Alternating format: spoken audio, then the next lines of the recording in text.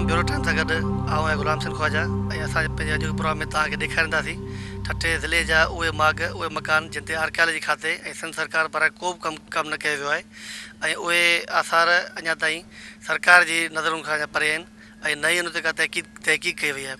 असां पंहिंजे अॼु प्रोग्राम में मकली ऐं बंबोर खां सवाइ उहे माग ख़ासि तौर ते ठठे जे वेझो झोलमाड़ी वारो इलाइक़ो जेको क़दीम इलाइक़ो ॿुधायो वञे थो, उन खां अलावा ॼाणियुनि जो क़ब्रस्तान, सोंडा वारो क़ब्रस्तान ऐं माजीराज जो क़िलो आहे, उन जे हवाले खां तव्हांखे मुख़्तलिफ़ मंदर ऐं मुख़्तलिफ़ आसार क़दीमा जा उहे उञाण ॾेखारींदासीं जेके शायदि डॉक्यूमेंट न कया विया आहिनि। अॼु असां मौजूदु आहियूं झोलमाड़ी वारे इलाइक़े में, जंहिंजे लाइ मशहूरु आहे त इहो नूरी जाम तमाची जे इश्किया दास्तान सां मनसूब आहे ऐं जाम तमाची पंहिंजे बादशाही वारे दौर में ऐं साहिबी वारे दौर में हिते माड़ी अॾाई हुई ऐं हिन इलाइक़े जे बिल्कुलु खाॿे पासे हिकिड़ो दरिया जो वहिकिरो वहंदो हो ऐं हिकिड़ो ख़ूबसूरत ऐं शानदार क़िस्म जो इलाइक़ो हो। अचो ॾिसूं था हिन इलाइक़े में कहिड़े क़िस्म जा आसार आहिनि जिन ते का तहक़ीक़ वग़ैरह न कई वई आहे। जेतोणीकि ठठे ज़िले जे इन्हनि आसारनि ते का तहक़ीक़ न कई वई आहे ऐं इन्हनि आसारनि जो तालुक़ु अॻाटे दौर में मुख़्तलिफ़ सदियनि ऐं मुख़्तलिफ़ सननि सां ॿुधायो वञे थो, पर हिते झोलमाड़ी वारे इलाइक़े ते डॉक्टर मोहम्मद अली मांझी पारां तहक़ीक़ कई वई आहे। जी साईं, तव्हां ॿुधायो त हीउ जेको झोलमाड़ी वारो इलाइक़ो आहे इन जी छा तारीख़ आहे? झोलमाड़ी हिकिड़ो अहिड़ो इलाइक़ो क़दीम आसारनि जो हिकिड़ो अहिड़ो माॻ आहे जंहिं ते तोड़े जो हीअ हिकिड़ी क़दीम तारीख़ आहे, पर उन ते तहक़ीक़ी हवाले सां कमु न थियो आहे, बिल्कुलु बल्कि थियो ई न आहे। ॾुख जी ॻाल्हि आहे जो अहिड़े क़िस्म जा माॻ असां वटि जेका आर्कियोलॉजिकल लिस्ट आहे उन में बि लिस्टेड न आहिनि, उन में बि न ॼाणायल आहिनि। झोलमाड़ी हिकिड़ो शहर हो, हिकिड़ो नंढड़ी वसंदी हुई, उन में हिकिड़ी ख़ूबसूरत टकरी आहे जंहिं ते हीअ माड़ी अॼियल हुई। हिन जे पासे में झोल ढंढ आहे, जेका झोल ढंढ जे करे हिन माड़ीअ ते नालो बि झोल माड़ी पइजी वियो। ऐं उहा झोल माड़ी जॾहिं उन ज़माने जो ज़िक्र आहे जॾहिं समा ख़ानदान जे मशहूरु बादशाह जाम तमाची नूरी जी दामे मोहबत में अची वियो ऐं हुन जॾहिं उन सां इश्क़ कयो, जॾहिं उन जे मोह में आयो, तॾहिं न फ़क़ति खींजर ढंढ ते उन माड़ी अॾाई, पर चयो वञे थो रवायतूं आहिनि त जिते जिते हुन जा माइट रहंदा हुआ उते उते हुन मुख़्तलिफ़ माड़ियूं अॾायूं। के चवनि था त उहे 7 माड़ियूं हुयूं जेके मुख़्तलिफ़ ढंढनि ऐं मुख़्तलिफ़ पाणीअ जे इलाइक़नि ते उहे ढंढूं हुयूं। हिकिड़ी उन जा आसार अञा ताईं फ़क़ति 2 हंधनि ते मौजूदु आहिनि।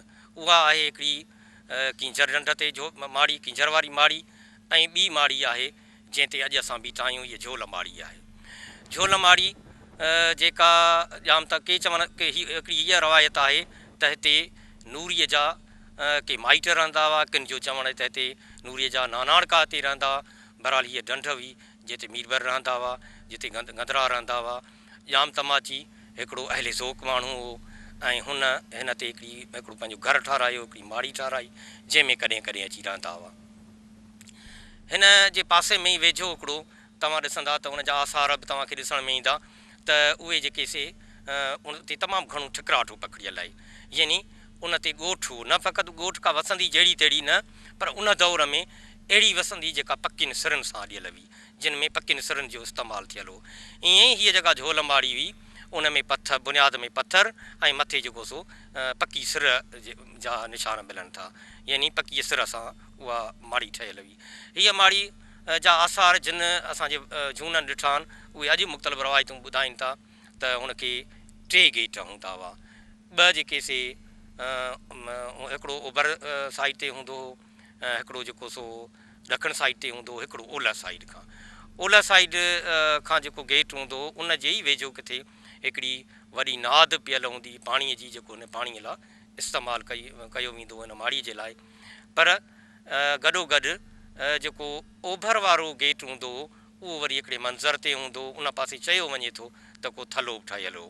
पर 1992 खां जॾहिं खां इहे असां आसार ॾिसंदा रहिया आहियूं तॾहिं ओड़ो थले जा के निशान त कोन हुआ, अलबत उन ते पथर, वॾा वॾा पथर पियल हूंदा हुआ ऐं हिन माड़ीअ जा तमामु वॾा पथर हूंदा हुआ जिन ते कुझु पथरनि ते उकर बि हूंदी हुई। ऐं गॾोगॾु हिकिड़ी अहिड़ी ओसारी ठहियल हुई जंहिंमां नज़र ते आयो त हिकिड़ो ओलह पासे हिकिड़े कमरे जा निशान हूंदा हुआ ऐं हिकिड़ी दीवार जेका सॼी ओभर वारे इलाइक़े ताईं अची बीहंदी हुई। हीअ झोल ढंढ जे किनारे ते झोल माड़ी जंहिं मंझि ज़ाहिर त उहो बादशाह अची रहंदो, उन सां गॾु जेके माण्हू हूंदा उहे अची रहंदा, पर सॼो बाक़ी जेको इलाइक़ो जिते आम माण्हू रहंदो हो या जेके हिन इलाइक़े सां तलक रखंदा हुआ से वरी हिन टकरीअ जे हेठाणीअ में जेको इलाइक़ो आहे उते रहंदा हुआ। हीअ झोल माड़ी उन लाइ बि मुख़्तलिफ़ रवायतूं आहिनि त हिन में तमामु घणी मच्छी थींदी हुई, छाकाणि हीअ दरिया जे उन ई वहकिरे ते हुई जंहिंखे कलरीअ वारो वहकिरो चवंदा आहिनि। कलरीअ वारो वहकिरो जेको दरिया जे चिलिया वारे इलाइक़े खां फिरंदो ऐं सारे जी बुठीअ खां थींदो, उहो हाणोकी जितां कलरी वाह बघियाड़ वाह वहे थो उनखे क्रॉस कंदो, छाकाणि त इहो पोइ जो निकितल आहे, उहो उन खां थींदो ऐं उहो हिन जे बिल्कुलु पासे मां गुज़रंदो। जिते हाणे असां झोल ढंढ ॾिसूं था, झोल ढंढ जा आसार ॾिसूं था, इहा दरिया जी हिकिड़ी कुंड अची बीहंदी हुई। उन ई हिकिड़ी कोरी या हिकिड़ी ढंढ उहा ठाहे छॾी पुराणे दरिया जे वहकिरे। इहो ई वहकिरो आहे जेको सामोई खां थींदो, हालाठ खां थींदो, गुजे खां थींदो, घारे खां थींदो, बंभोर जे इलाइक़े वटां वञी छोड़ कंदो, समुंड में छोड़ कंदो। चयो वञे थो त इहो ई वहकिरो आहे जेको जंहिंजे ज़रिए ससी जेका हुई सा बि लुड़ी अची बंभोर मां निकिती हुई ऐं उनखे उतां कढियो वियो। त यकीननि हीउ वहकिरो 1918 ताईं जेको असां 1918 में जेको ठहियलु नक्शो असां ॾिसूं था उन में बि हितां हिकिड़ी छाड़ नंढड़ी अची सामोईअ वारे इलाइक़े ताईं पहुचे थी। उनखां जेके अॻियां नक्शा आहिनि उन्हनि में हीअ सफ़ा वाज़े चिटी जेका सा छाड़ हुई जेका गुजे खां अॻियां जेका सा वहंदी हुई ऐं गारे वटां निकिरी वेंदी हुई। डॉक्टर बलोच जो हीउ बि रायो आहे त हीउ जेको वहकिरो उनखे हिन इलाइक़े में सोनहरीअ जो वहकिरो चयो वेंदो हो। बहरहाल जेको असां वटि मशहूरु आहे सो कलरीअ जो वहकिरो आहे, जंहिंजे करे हिन वाह ते बि कलरीअ जो नालो पियल आहे। ऐं हीअ जेका झोल ढंढ आहे उहा लॻभॻि 20वीं सदी खां पोइ आस्ते आस्ते तबाह थियणु शुरू थी वई, जेका हाणे हिन सूरत हाल में आहे उनजो फ़क़ति को जेके समूह आहिनि उनजो पाणी अची थो बीहे, न त हूअं को आम पाणी नथो पीए। अॻे जेको जाबलू इलाइक़नि जो पाणी ईंदो हो सो वेसि ताईं नथो पहुची सघे, छाकाणि मुख़्तलिफ़ खेत आहिनि उहे आबाद थी चुका आहिनि, तंहिं करे पाणी हेसि ताईं नथो पहुचे। हीअ जेका झोल माड़ी वारो इलाइक़ो आहे जेको झोल माड़ी ख़ुदि आहे उनजा जेके आसार आहिनि उन ते तहक़ीक़ थियणु घुरिजे त उनजे कॾहिं जी हुई ऐं उनजो कहिड़ो स्ट्रक्चर हो उहो माण्हू ॾिसी सघे थो, या मुख़्तलिफ़ हवाला जेके हिन जा जेके नाला आया आहिनि किथे किथे ज़िक्र आयो आहे उहो बि असां उहे हवाले तौरु खणी उन ते तहक़ीक़ करे सघूं था। या हिन जे पासे में जेको शहरु चयो वञे थो उहो कहिड़ो शहरु हो ऐं उन में रहाकू केरु हुआ, केरु माण्हू रहंदा हुआ, या हिन जे आसपास में मूसो असाबु आहे उनजी उहो कंहिंसां तालुक़ रखंदो, उनजी कहिड़ियूं, या जेको सो जेके कूली चवनि था उनजी दरगाह आहे उहो केरु हो, उहो कूली हो, होली हो या छा हो। त इहे सभई आसार अहिड़ा आहिनि जिन ते अञा कम बि करे सघिजे थो। बहरहाल हे ज़रूरु असां जियो जेके असांजा मुहक़क़ आहिनि या जेके असांजा इदारा आहिनि उन्हनि जो तवजो तलबीन था, पर अफ़सोस जो उहो कमु असां वटि न थी सघियो आहे। हीअ झोल माड़ी जेका एतिरी अहम आहे असांजी तारीख़ जो हिकिड़ो बाब आहे, हे ई बाब आहिनि जेके तारीख़ जा खुटल आहिनि, इहे जेकॾहिं बाब बि मुकमल थी वञनि त सिंध जी तारीख़ बि मुकमल थी वेंदी।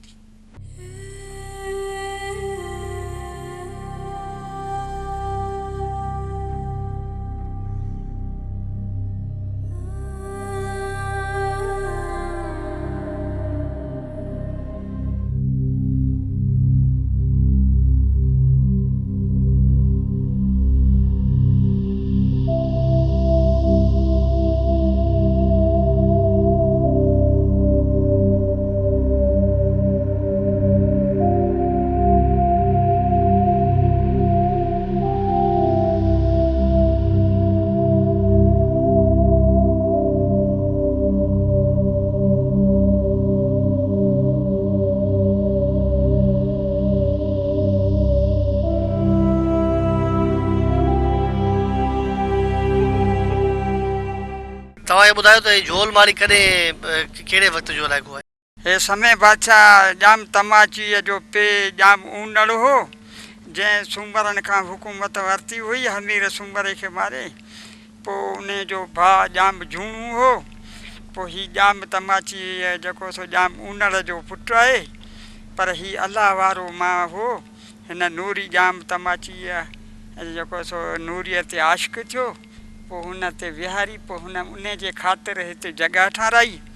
पोइ हीअ जॻह एतिरो मथे आहे जो किंजर जो मुआइनो थी सघे थो, झोल माड़ी ॾे झोल ढंढ ॾिसिजी सघे थी, हेॾां मथे ॿियो हॾेरो ढंढ सा ॾिसिजी सघे थी, हेॾां झुमपीर जो शहरु ॾिसिजे थो, झुमशाही जो शहरु ॾिसिजे थो।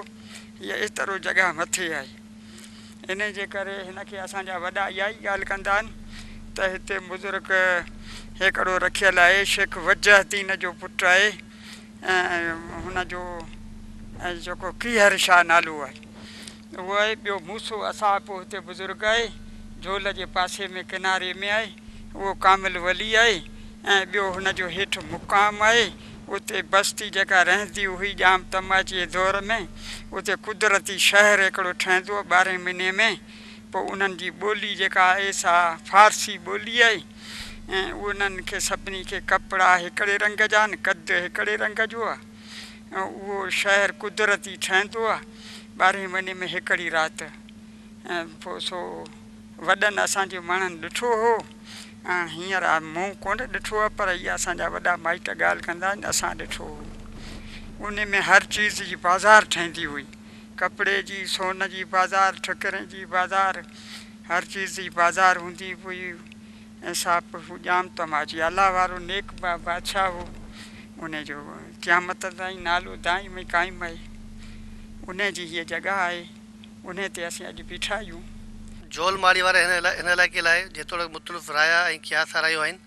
हीउ इलाइक़ो झोल माड़ी वारो हीउ इलाइक़ो किंजर ढंढ ऐं झोल ढंढ जे बिल्कुलु वेझे वारो इलाइक़ो ॿुधायो वञे थो। पर अफ़सोस जी ॻाल्हि इहा आहे त सरकार पारां अञा ताईं इन क़िस्म जी आर्कियोलॉजी साइट्स जी का बि डॉक्यूमेंटेशन या तहक़ीक़ वग़ैरह न कई वई आहे। असां गॾु मौजूदु आहिनि सीनियर सहाफ़ी इक़बाल ख्वाजा। साईं तव्हां ॿुधायो त कहिड़ो सबबु आहे जो जेके आर्कियोलॉजी साइट्स आहिनि ठटे में, उन्हनि जे बारे में का तहक़ीक़ न कई वई आहे, न का डॉक्यूमेंटेशन कई वई आहे? इन शाहूकार ख़िते ठटे ज़िले जी जेका तारीख़ आहे, क़ौमी वरिसो आहे, हिते जा जेके आर्कियोलॉजिकल साइट्स आहिनि, उन सिलसिले में हिकिड़ी वॾी ख़ुशी जी ॻाल्हि इहा आहे त असांजो नौजवान मोहक़िक़ ऐं तारीख़दान ऐं PhD डॉक्टर मोहम्मद अली मांझी साहिबु जेका अनडॉक्यूमेंटेड आर्कियोलॉजिकल साइट्स जेके आहिनि हिन ज़िले जा, उन्हनि ते जेको हाणे कमु करे पियो ऐं उनखे जेको सो पधिरो करण जे लाइ, उनखे एक्सपोजर ॾियण जे लाइ, उनखे डॉक्यूमेंट करण जे लाइ जेके उहे एफर्ट्स वठे पियो, उहे क़ाबिले तहसीन आहिनि।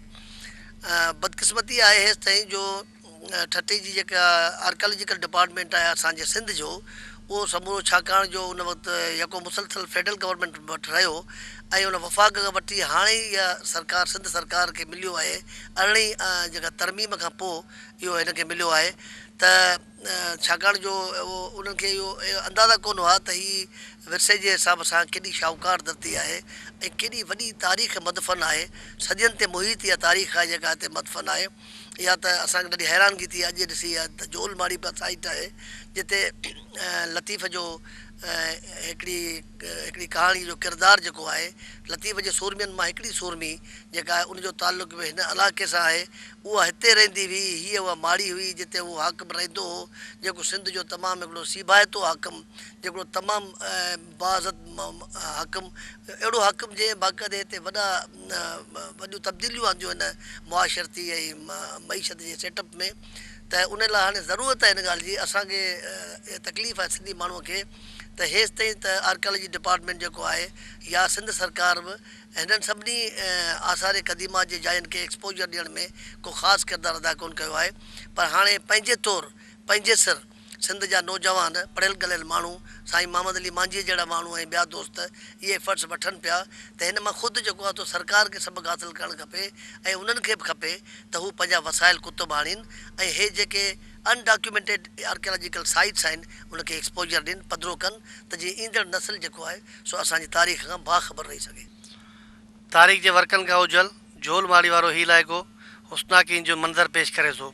जेतोणीकि हिन इलाइक़े ते doctor Ghulam Ali Alana doctor Mohammad Ali मांझी रसूल बख्श दर्स ऐं ॿियनि महक़क़नि पंहिंजे तौर ते कमु त कयो आहे, पर सरकारी तौर ते हिन इलाइक़े जी का महक़क़ ऐं मुस्तनद तारीख़ मौजूदु न आहे। अचो त ॾिसूं था ठठे ज़िले जी ॿियनि इलाइक़नि में मौजूदु आर्कियालॉजी साइट ते कहिड़ो कमु थियो आहे। पर हुन खां अॻु वठूं था ब्रेक।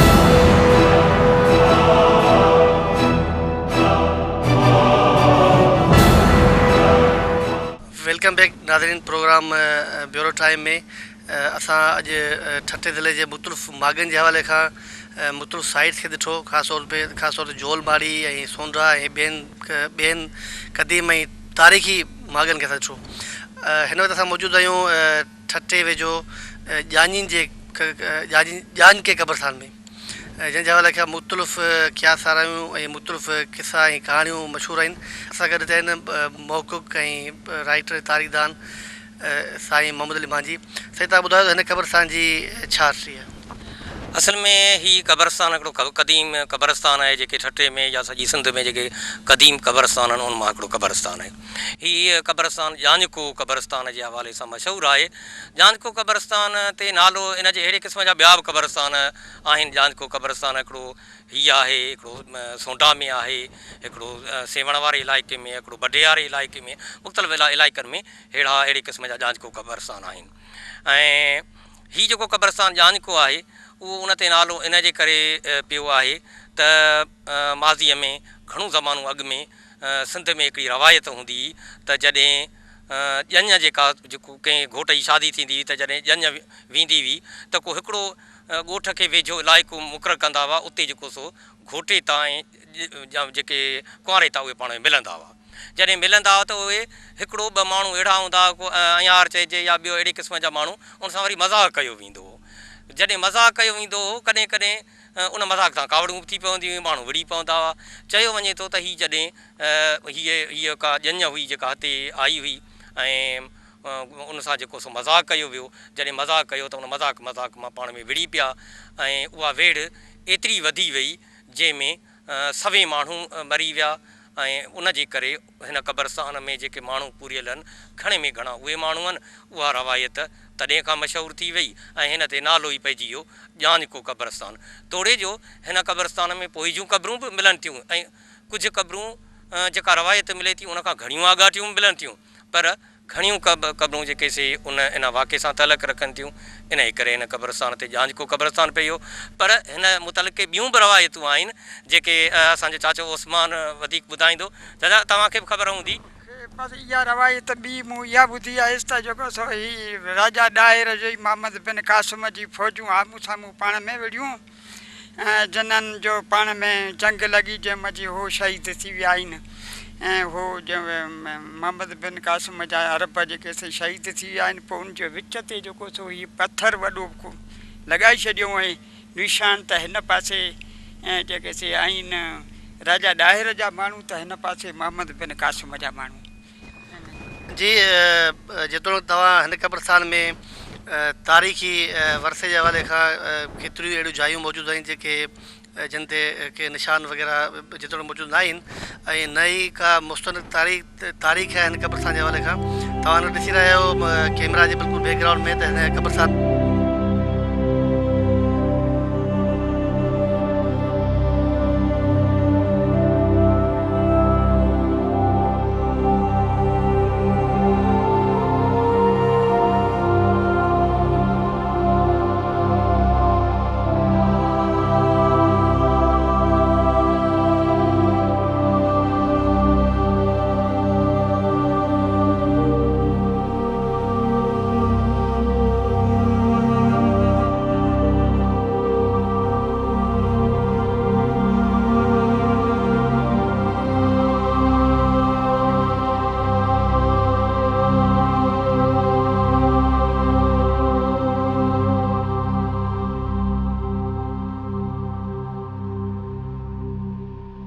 असां पंहिंजे अॼोके प्रोग्राम में तव्हांखे ठठे ज़िले जे मुख़्तलिफ़ तारीख़ी मागनि जे हवाले खां मुख़्तलिफ़ मंदर ॾेखारिया, ख़ासि तौर ते जोलमाड़ी वारो इलाइक़ो, जांजिन वारो क़ब्रस्तान ऐं उन खां अलावा उहे इलाइक़ा जेके मालिकी न थियण जे करे मुकमल तौर ते तबाह थी विया आहिनि।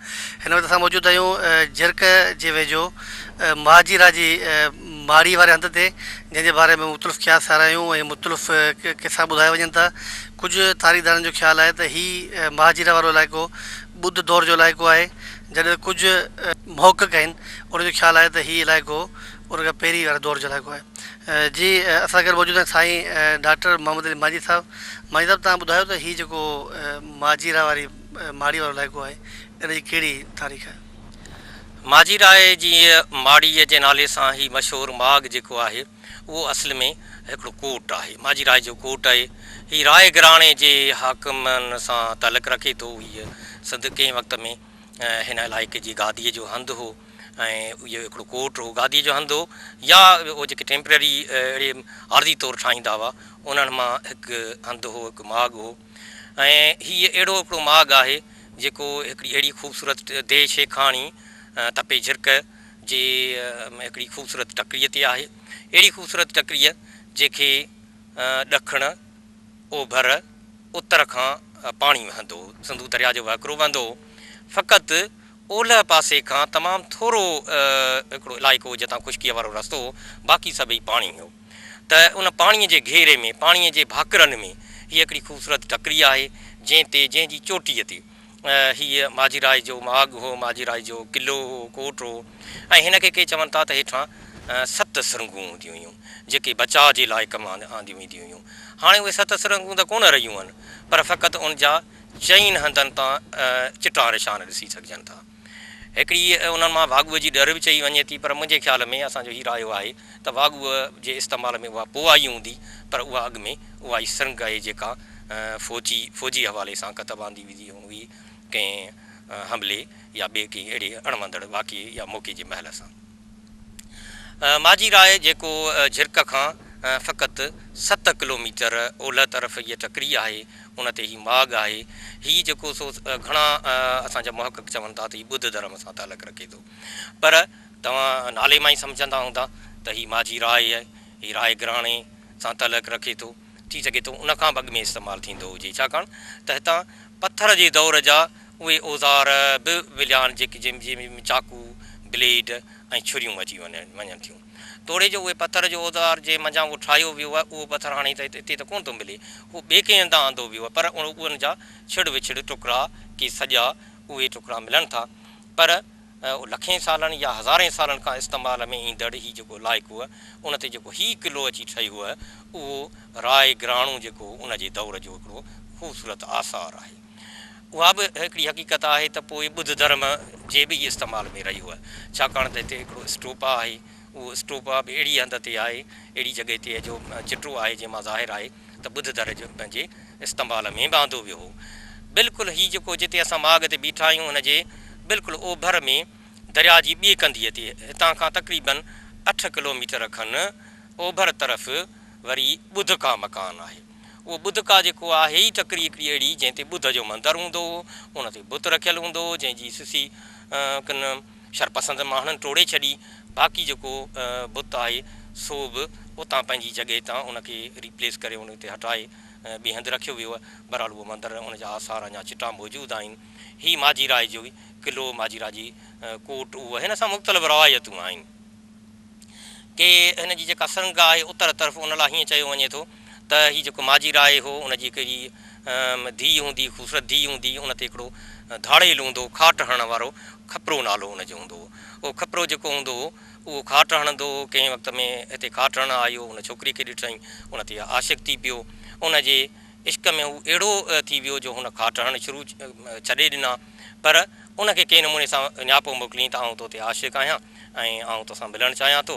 हुन इहो शर्त रखियो त हीउ क़िलो पार करे जेकॾहिं मुंहिंजे कमरे ताईं तूं अची वें त तोखे आउं तोसां शादी कंदीअसि। त उहा सिरंग चवनि था त उहा जेका सिरंग उन हई हुई, उन उहो खाट हणी अची उन कमरे ताईं पहुतो ऐं उन छोकिरीअ खे अॻवा या खणी वञण में तव्हां कामयाबु थी वियो। उन जूं क़बरूं बि राजो निज़ामाणी ऐं झिरक साइड खे वेझूं हिकिड़ी चकरीअ ते अञा ताईं ॿई मौजूदु आहिनि। इहा जेका हक़ीक़त आहे असां लोक कहाणियुनि में पढ़ूं था। डॉक्टर नबी ख़ान बलोच जेके लोक कहाणियुनि जा किताब लिखिया आहिनि, जेके तरतीब ॾिना आहिनि, हिकु कहाणी खपरे खाटड़ी जी, उहा कहाणी हिन इलाइक़े सां, हिन माजीराय जे क़िले सां वास्तो रखे थी। उन जूं क़बरूं बि अञा मौजूदु आहिनि। इहे त हिकिड़ियूं रवायतूं आहिनि, उन ते एतबार कजे या न कजे, बहरहाल ज़ाहिर आहे त हेॾो वॾो क़िलो हूंदो, हेॾो वॾो कोट हूंदो, हेॾो वॾो हिन इलाइक़े जो बादशाह रहंदो हो, उते ज़ाहिर आहे कि प्यार थिया हूंदा, मुहबतूं थियूं हूंदियूं, अहिड़े किसा ज़रूरु थिया हूंदा। तंहिंजे करे को शक न आहे त इहो किसो हिन इलाइक़े सां, हिन ई कोट सां तालुक़ु रखंदो हुजे। ठटे जी हिन आर्कियालॉजी साइट जे हवाले खां मुख़्तलिफ़ क़ियास थिया रहियूं, मुख़्तलिफ़ किसा पिणु मशहूरु आहिनि, पर ॾिसूं था त हिते मकाई माण्हू छा था ॿुधाइनि। असां सां गॾु मौजूदु आहिनि हितां जा समाजी अॻवान मुश्ताक मला। साईं तव्हां ॿुधायो त हीअ जेको माजी राय जी माड़ी जेका आहे या क़िलो आहे राय ख़ानदान जो आहे, इन जे हवाले खां इन तबाही कॾहिं खां शुरू थी? ॾिसो, जेका तहज़ीब आहे उहा दरिया जे कपनि तां फैली आहे ऐं हीअ दरिया जे कप ते बिल्कुलु मौजूदु आहे। ऐं हितां जेको ॿियो टकर साम्हूं ॾिसणु अचे, ॿुध जो टकर जेके सॾियूं था, उहो 4000 क़बल मसीह उते जी मूर्तूं मिलियूं आहिनि ऐं ॿुध जो मर्कज़ रहियो आहे। उन ई दौर में हिन जे नाले मां ई ज़ाहिर आहे कि माई जी राय था चवनि, कि मन जी राय था चवनि, पर हिकिड़ी ॻाल्हि त माना बिल्कुलु मुतफ़िक़ आहे त राय ख़ानदान जे हण सां तालुक़ु आहे। ऐं हिते हिन जो बाक़ाइदे हिकिड़ो बहितरीनु नमूने सां क़िलो हुजे या हुनखे महल चइजे रहंदो, ऐं हुते हुन जो हिकिड़ो निज़ाम आहे पूरो ॾिसो टकरी चारो तरफ़ खां माना हिकिड़ी महफ़ूज़ हंध ते आहे। ऐं जॾहिं सिंध जे अवाइली दौर में हिन जे सभिनी तारीख़ किताबनि में इहे हिन जी ॻाल्हि मिले थी, हिन जी हिस्ट्री मिले थी। तोहफ़तुल इकराम हुजे, चचनाम हुजे, या असीं मक़ामी तरह सां पंहिंजे वॾनि खां ॿुधंदा पिया अचूं। हिन जो बैकग्राउंड में हिकिड़ी ॻाल्हि जेका मशहूरु आहे असां वटि, उहा इहा आहे त मंजी राय जी जेका राणी हुई धीअ, जंहिंजो राणी काॾारी नालो, राणी काॾारी जो मुआशिको खप्पर खावड़ी या खापर खावड़ी सच जेको उन ज़माने जो हिकिड़ो चोर चवनि था या हिकिड़ो माण्हू चवनि था, उनजो जेको हुन ते मुआशिको थियो, पोइ उहो स्टोरी लव स्टोरी वॾी मशहूरु तरह में ॿुधाई वई थी। ऐं उनखां पोइ उहा उन जी पंहिंजो जिरक जे लॻ क़बर आहे, 2 क़बरूं कढनि। चवण वारा जीअं चवंदा त इहे जेके क़बरूं जॾहिं ठाही वयूं त 2 ठाही वयूं, हाणे हिकिड़ी क़बर आहे। बहरहाल इहे ॾंद कथाऊं जेके असां सीना बि सीना ॿुधंदा अचूं, उहो पोइ खणी वियो उन राणीअ खे। त उन हवाले सां हिन मूं पाण अॼु खां तक़रीबन 40 साल अॻु में वेई हिते हिते जेको हुन आसार ॾिठा ऐं जेका शइ ॾिठी उहा अॼु न पियो ॾिसण में अचे।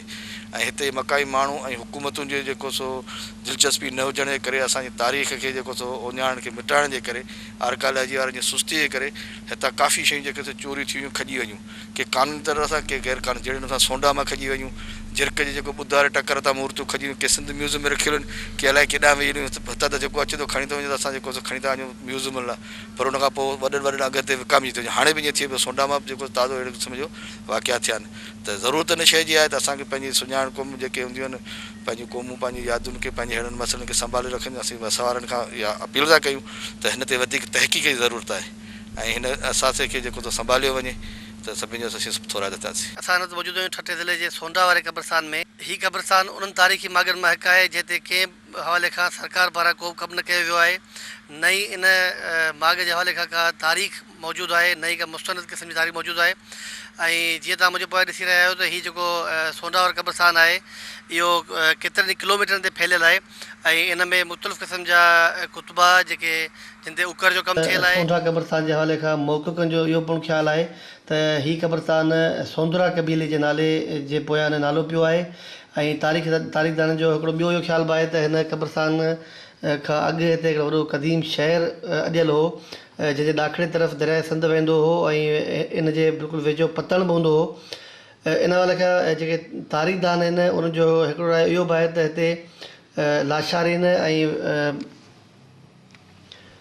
तारीख़दान जो इहो पिणु ख़्यालु आहे त लाशारीन ऐं रंधनि जी जंग पुण लॻी हुई, जंहिंमें केतिरा ई माण्हू शहीद थिया। ऐं इन खां अलावा कुझु जेके मौक़िक़ आहिनि उन्हनि पंहिंजे किताबनि में इहो पिणु लिखियो आहे त हिते मोहम्मद शाह तुग़लक बादशाह जॾहिं हमिलो कयो त सिंध जूं फ़ौजूं हिते हिन ई जॻह ते विढ़ियूं ऐं हिन हंधि ते सिंध ते वफ़ात पिणु थी।